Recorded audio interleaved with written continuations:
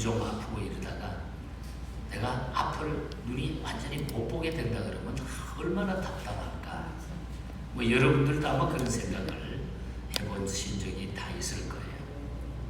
볼 수 없다고 하는 거, 우리 앞이 깜깜하다고 할 때에 그 참 답답함은 이루 말할 수가 없을 것입니다. 눈이 하는 일은 단순히 빛의 식별이라든지 사물의 실체하기만 하는 것은 아닙니다. 우리가 보는 그거, 그냥 밝게 본다, 내가 무엇을 본다, 그것만 확인하는 것이 눈이 아니라는 겁니다. 우리가 시편 119편 18절에 보면 이런 말씀이 나옵니다. 내 눈을 열어 주의 법에 귀한 것을 보게 하소서. 눈을 열어가지고 주님의 귀한 말씀을 보게 하소서. 그런 얘기죠. 또 누가복음 24장 31절에 보면은 저희 눈이 밝아져서 그인 줄 알아보더니 그랬습니다. 저희 눈이 밝아져서 그 예수님을 알아봤다는 거죠. 눈은 주님의 말씀을 보고 예수님을 알아보는 역할도 한다 그 말입니다. 귀라고 하는 것은 어떨까요? 귀는 어떨까요? 귀는 소리를 감지해서 우리의 뇌에다가 전달하는 기능을 가지고 있습니다. 귀는 큰 소리의 충격을 흡수하는 기능과 아주 작고 미세한 소리도 증폭시켜서 들을 수 있는 장치를 가지고 있는 것이 바로 우리의 귀입니다. 요한계시록 우리 2장에 보면 유명한 말씀이 나오죠. 2장 17절에 보면 그래서 귀 있는 자는 뭐라 하세요? 성령이 교회들에게 하시는 말씀을 들을지어다. 보는 눈, 듣는 귀가 건강한 눈이고 건강한 귀인 줄 믿습니다. 오늘 누가복음 1장에는 아기 예수님의 탄생 이전의 이야기를 말씀하고 있고 오늘 읽은 2장에는 탄생 사건에 대해서 쭉 기록하고 있는 말씀입니다. 아기 예수 탄생의 사실을 안 사람들은 극소수였어요. 그 당시 베들레헴 들판에서 양을 치던 목자들이 알았고 별을 당시에 연구하고 있던 동방 박사들이 그를 알았습니다. 그리고 동방 박사들에게 소식을 듣게 된 헤롯 왕과 참모들이 그것을 알게 되었습니다. 헤롯은 탄생 소식을 들은 뒤에 아기 예수를 죽이기 위해서 박해를 하기 시작했고 목자들과 박사들은 그 별이 어디 있는가, 그 태어난 분이 어디 있는가, 거기를 찾아가서 경배를 했다는 것입니다. 예수 탄생 소식은 기쁜 소식이었습니다. 기쁜 소식은 성경에 보면 이것을 복음이라고 해석을 합니다. 굿뉴스라 그렇게 영어 성경에는 말합니다. 누가복음 2장 10절에 보면은 천사가 이르되 무서워하지 말라. 보라, 내가 온 백성에게 미칠 큰 기쁨에 좋은 소식을 너희에게 전하노라. 좋은 소식. 이 크고 기쁜 좋은 소식을 알게 된 사람들이 오늘 성경에 보니까 두 그룹으로 나눠지고 있습니다. 두 그룹으로 나타나죠. 그 행동과 결단이 각각 달랐던 점을 우리가 주목해 볼 필요가 있다. 그래서 저는 오늘 귀한 예배 시간에 두 가지로 나눠서 말씀을 드리고 싶은데, 하나는 예수님의 이 탄생 소식을 듣고 나쁘게 반응한 그룹 사람들, 그리고 좋은 반응을 보인 그룹 사람들, 이렇게 나누어서 한번 생각을 해보고 결론적으로 오늘 나는 어떻게 살아야 할까? 나는 어떤 사람인가?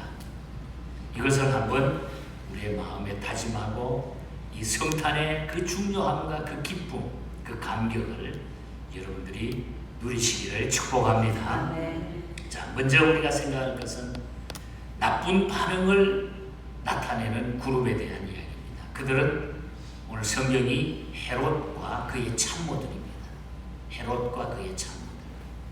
마태복음 2장 3절에 보면은 헤롯 왕과 온 예루살렘이 듣고 소동한지라 그랬어요. 예수님 탄생한 소식을 듣고서 그것을 막 듣고서 소동했다. 여기서 말하는 소동이라는 단어를 찾아봤더니 타라소라고 하는 헬라어인데, 이 말은 흔들다, 당황하다, 무섭게 하다, 뭐 이런 뜻을 가지고 있습니다. 그 당시 헤롯은 인기가 없는 왕 중에 하나였습니다. 인기가 없었어요, 헤롯 왕. 그의 그런 어디에서 태어나냐면 그 족보를 좀 보면은 에서의 후손인 이두메 사람 안티파터의 아들로서 정통 유대인이 아니었습니다. 그런 반대파를 그래서 막 숙청하고 로마 정권에 막 상납하기 위해서 가중한 세금을 백성들에게 막 징수하고 각종 건축에 백성들을 막 강제적으로 동원해가지고 유대인의 한심을 사기 위해 가지고 성전 재건을 BC 20년에 시작을 해가지고 그가 죽은 뒤에 AD 68년에 성전을 완성하게 되는 그런 끔찍한 역사를 가지고 있습니다. 그러니까 인기가 없는 왕이었습니다. 그는 도덕적으로도 아주 타락해 있었어요. 10명의 아내를 거느리고 있었고 많은 자녀를 낳았습니다. 유대의 왕이지만은 유대인의 존경을 받지 못하고 늘 두려움을 안고 살아가는 사람이 바로 헤롯 왕이었어요. 그런 그에게 유대인의 왕이 태어났다. 이 소식은 아주 충격적이었고 소동할 만한 일이 됐다는 거죠. 그래서 소동이 일어난지라, 불안해한지라, 어떻게 할지를 몰랐다 이 뜻이죠. 예수님이 태어났다고 하니까 유대인의 왕이 새로 태어났다. 박사들의 이야기를 듣고 난 헤롯은 머리를 쓰기 시작합니다. 굴리기 시작했어요. 박사들의 이야기를 토대로 예수가 2살 넘기지 않으리라 판단한 후에 2살 이하의 모든 아이들은 전부 학살하도록 죽여버리도록 이렇게 명령을 내린 것입니다. 이것은 마치 애굽의 바로 왕이 유대 여인이 출산하는 아이들을 다 죽이라고 명령했던 것과 아주 유사한 그런 얘기입니다. 천사가 말한 대로 예수 탄생은 모든 백성에게 큰 기쁨과 좋은 소식이 되었는데도 불구하고 그때 헤롯 왕이 동방 박사들과 함께 만약에 아기 예수를 찾아가서 경배하고 예물을 드리고 그를 기뻐하고 그런 선택을 했다고 하면 그가 마지막에 악질병으로 벌레가 먹어가지고 막 죽었어. 창자가 썩어서 죽게 되잖아요. 그런 비참함을 그는 겪지 않았을 것입니다. 그의 왕권도 흔들리지 않았을 것이고 존경받는 왕으로 역사의 기록이 됐을 것입니다. 그런데 그는 보고 들은 것을 잘못 해석했다. 그가 보고 들은 것에 대해서 유대인의 왕으로 나시니가 있다는 것을 자기 정권의 경쟁자로 해석했기 때문에 용서받지 못할 영아학살을 감행한 끔찍한 역사의 기록이 되고 말았다는 것이죠. 우리가 사도행전 3장에 가서 보면은 날 때부터 안진병이 된 사람이 예루살렘 성전 문 앞에 앉아가지고 날마다 구걸했습니다. 구걸을 하다가 거기에서 베드로와 요한을 만나게 되죠. 기도하러 올라가던 베드로와 요한. 그를 불쌍히 여긴 베드로가 예수님의 이름으로 그를 고쳐주었습니다. 이 사건을 보고 들은 사람들의 반응이 2가지로 3장에 나타납니다. 보고 들은 사람들의 반응이 2가지로 거기도 나타납니다. 하나는 야 놀라운 일이다. 어떻게 저렇게 해주죠?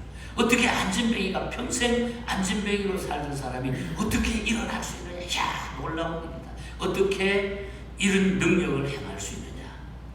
예수님의 이름과 그 권세가 위대하다. 이렇게 믿는 사람이 그 당시에 약 5,000명이 막 몰려들었어요. 5,000명이 그 모습을 보고 회개했어요.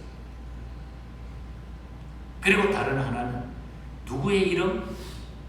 무슨 권세로 이런 일을 행하였느냐 하면서 따지고 캐고 시비를 거는 사람들이 있었어요. 쥐가 뭔데? 저거 어쩌다가 들어겠는데 저거 아마 속이 무서울 거야. 아마 뭔가는 뒤에 숨어 있을 거야. 따지고 캐고 시비를 거는 사람이 있어요. 그리고 협박까지 해왔습니다.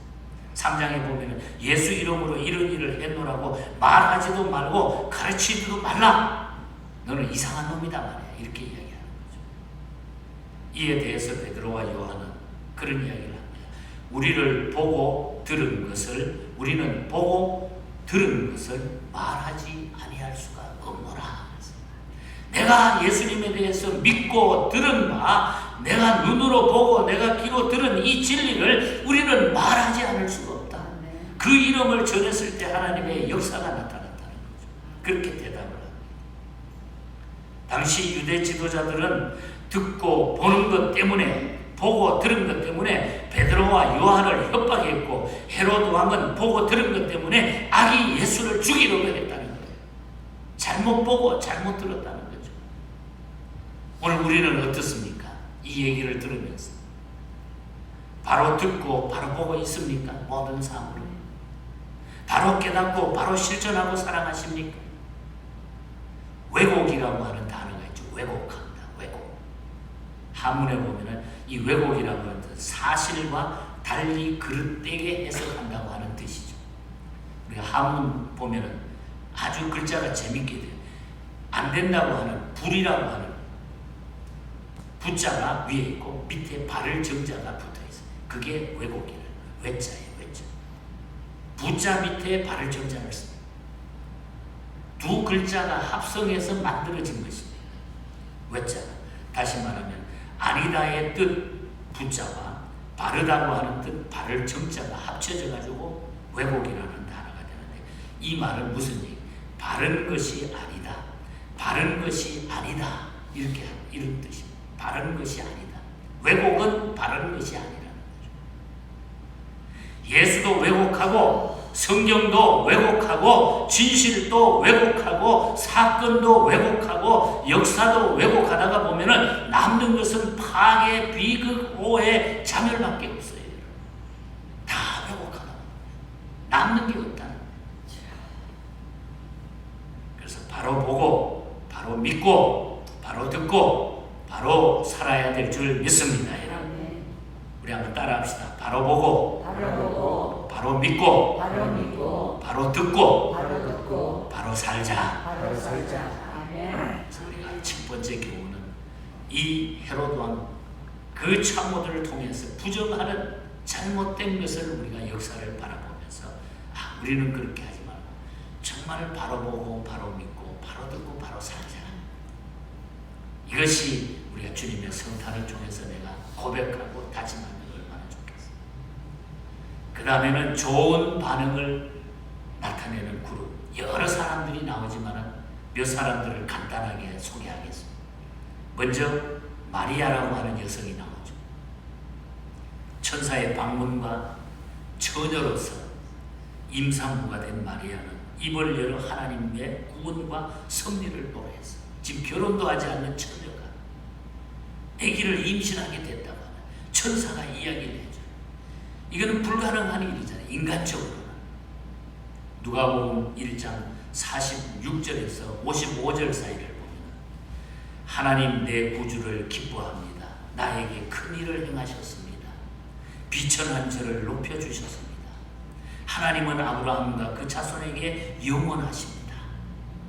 그는 그와 같은 기적적인 역사를, 하나님이 나에게 이런 역사를 주셨구나, 예수님의 어머니가 된다고 하는 이 역사를 주셨구나 하면서 그 하나님을 영원하게 찬양하는 그 마리아의 찬양의 가사가 거기 나타나고 있어요.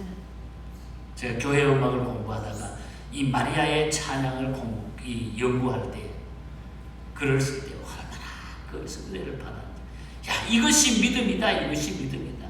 하나님을 찬송하는 것은 우리 생각, 우리 지혜가 아니라는 거예요. 우리 지혜가 아니라는 거예요. 나를 만드신 하나님.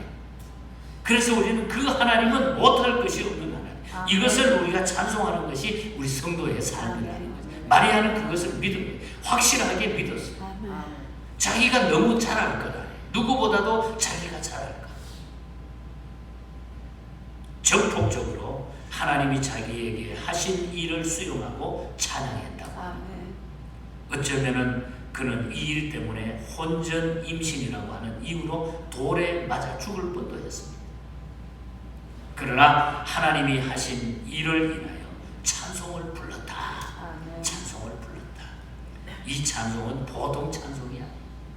구원받은 하나님의 자녀들이 이 찬송을 부르고 있는 것입니다. 오늘 저와 여러분들이 이 찬송을 올려드릴 수 있기를 축복합니다. 아멘. 그 다음에 천군 천사들이 나오죠. 누가복음 2장 10절에서 14절에 보면 아기 예수 나신 날 하늘의 천군 천사들이 기뻐하고 노래했다 그랬어요. 이유는 예수님은 만왕의 왕이시며 만군의 주시이기 때문이다. 그들이 부른 노래 가사는 뭐랍니까? 우리가 앞에 15절부터 읽었습니다만 14절에 보면 지극히 높은 곳에서는 하나님께 영광이요 아멘. 땅에서는 기뻐하심을 입은 사람들 중에 평화였다. 아멘. 평화로다. 성탄절은 바로 하늘에서도 땅에서도 동서남북 어디서나 국경과 인종과 계급을 떠나 기쁨의 좋은 소식을 선물로 준 날인 줄 믿습니다. 아멘. 이 천군 천사의 찬양, 아멘. 주님이 이 땅에 오셨다. 이 찬양이 내가 예수님을 영접했다, 내가 예수를 믿는다, 이런 찬송이 우리 가슴 속에 날마다 울려 퍼져요. 아멘. 이 찬송의 승리가 있기를 축복합니다. 아멘. 그 다음에 목자들이 또 나타나죠. 목자들. 누가복음 2장 20절에 보면 목자가 자기들에게 이르던 바와 같이 듣고 본 그 모든 것을 인하여 하나님께 영광을 돌리고 찬송하며 돌아가니라 그랬어요. 15절에 보면 천사들로부터 아기 예수의 나신 소식을 듣고 이제 베들레헴으로 가서 주께서 우리에게 알리신 바 이 이루어진 일을 보자 하고 그랬습니다. 가서 보자. 그들은 직접 가서 보았다. 아멘. 가서 보자. 너무너무 좋아가지고 우리가 가서 보자. 가보자 한번. 우리가 궁금하면 막 가보고 원하잖아. 좋은 경치 좋은 관광지를 가보고 싶어 하잖아. 그리고 듣고 본 사실을 인하여 하나님께 영광을 돌리고 찬송하며 돌아가니라. 아름다운 모습, 좋은 모습, 구원의 모습, 감격의 모습, 승리의 모습, 나에게 지금까지 주셨던 하나님의 그 은혜의 그 영광을 우리가 보고 들은 대로 찬송할 수 있는 그런 성도가 되라는 거예요. 아멘. 이것이 주님이 우리에게 주신 성탄의 기쁨이죠. 아멘. 축복이죠. 그 당시 목자들은 상위 계층의 사람들이었습니다. 양을 치고 양과 함께 사는 사람들이었습니다. 지금도 양치기만을 전문적으로 삼고 있는 사람들이 있습니다. 그래서 우리가 그들을 베드윈족이라고 그러죠. 베드윈족. 이스라엘에 가보니까 지금도 그런 사람들이 있더라고요. 그러니까 양을 몰고 언덕 빼지 보면 양 가는 길까지 이렇게 다 돼 있어요. 의복도 남루합니다. 먹는 것도 빵 조각을 먹고 양구리 곁에 천막을 치고 야영을 하고 살기도 한다고 하지. 그런데 그들이 보고 들은 것을 인하여 하나님을 찬양했다. 하나님을 찬양했다. 헤롯은 아기를 죽이려고 했지만 목자들은 그 아기를 찬양했다. 찬양했다. 우리 주님을 찬송하며 승리하시기를 축복합니다. 그 다음에 마지막으로는 동방 박사들이 나오죠. 동방 박사들. 그들은 동방에서 온 사람들입니다. 그 당시 동방은 예루살렘 동쪽에 위치한 페르시아라든지 바벨론이라든지 메데라든지 아라비아였을 것으로 우리가 역사적으로 또 위치적으로 알 수가 있습니다. 그들은 박사들입니다. 성경에 보면 이 박사를 헬라 원문으로 마고이라고 해요. 마고이라고 하는 단어입니다. 마고이. 이 마고이란 엉터리 마술사나 박수나 점쟁이가 아닌 제대로 공부하고 연구한 박사들이라고 하는 뜻이에요. 그 당시에 너무 이 점쟁이들이 많았어요. 이 박수, 이런 점쟁이들이 많았기 때문에 이 박사라고 하는 뜻을 아주 정확하게 구분을 해야 돼요. 마고이.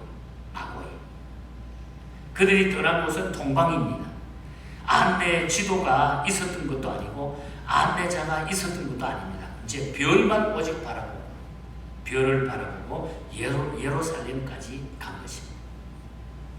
마태복음 2장 10절에 보면은 저희가 별을 보고 가장 크게 기뻐하더라. 그리고 11절에 보면은 집에 들어가 아기와 그 모친 마리아에 함께 있는 것을 보고 엎드려 경배하고 보배함을 열어가지고 황금, 유향, 몰약을 예물로 드리니라. 고대 왕궁 법도는 왕을 안연하려 갈 때는 반드시 황금을 가지고 가야 돼. 그런 습관이 있어. 황금. 이 황금을 드리는 것은 예수님을 왕으로 예우했다는 거예요. 진짜 왕은 우리 예수님이다. 그래서 황금을 먼저 드리는 거예요. 신하는 왕께 복종해야 된다는 의미가 황금을 왕께 드리는 거예요. 왕명을 거역하거나 왕권에 도전하면 살아남을 수가 없습니다. 비록 그들이 동방의 석학들이지만은 만왕의 왕을 찾아와서 황금을 드리고 엎드려 경배한 것입니다. 왕을 높이고 찬양하고 경배하라는 거예요. 다른 박사는 유향을 드렸다고 그랬어요. 유향은 성전에서 제사 드릴 때, 예배 드릴 때 사용한 가장 향기가 좋은 향료입니다.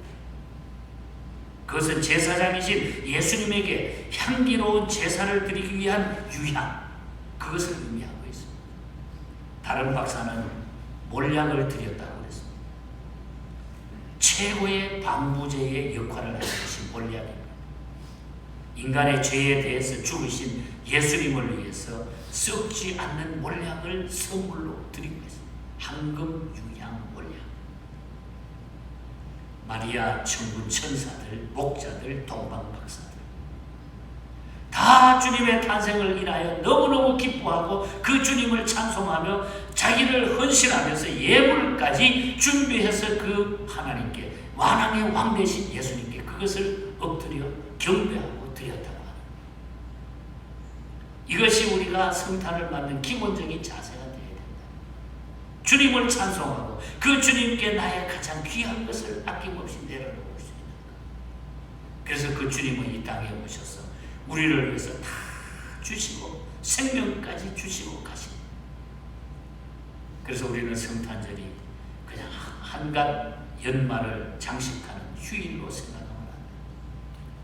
구제의 정신을 가지고 주님이 이웃에게 주셨던 사랑, 그 사랑을 조금이라도 우리가 실천하며 그 주님을 찬양하는 그것이 우리에게 있어야 된다. 자, 말씀을 이제 마지막 정리하겠습니다. 예루살렘에 나신 아기 예수 탄생 사건은 하나였습니다. 그 소식을 듣고 현장을 본 사람들의 귀나 눈도 같았어요. 그런데 보고 듣고 본 것 때문에 악이 받쳐가지고 예수를 죽이려고 덤빈 사람이 있는가 하면 찾아가서 경배하고 찬양하고 예물을 드리고 기쁨과 감격으로 노래하는 사람들도 있었다는 것이죠. 그 차이가 무엇일까요? 듣는 귀가 잘못되었기 때문이고 보는 눈이 잘못되었기 때문이라는 것입니다. 그리고 듣고 본 것을 조정하고 통제하는 마음이 타락했기 때문에. 여러분, 우리의 마음이 타락하면 아무것도 잘못되게 보여요. 이걸 우리가 회복하자. 오늘 이 시대가 그렇게 흘러가고 있는 마음이 타락하면 안 돼. 그 마음을 회복해야 돼. 어느 날 스데반 집사님이 설교를 합니다. 설교 내용은 유대인들이 죄 없는 예수님을 십자가에 못 박여 죽었지만 하나님이 그 예수님을 다시 살리셔서 부활하셨다. 그 이야기를 이야기합니다.